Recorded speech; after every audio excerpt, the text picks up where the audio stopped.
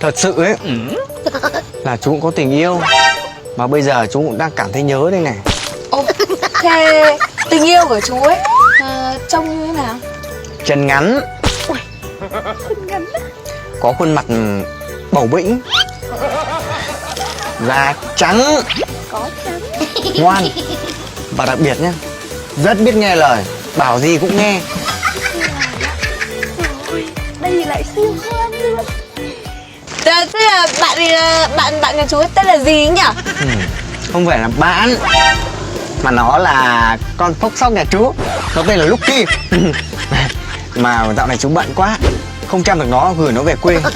Bây giờ nhắc đến nó lại thấy nhớ.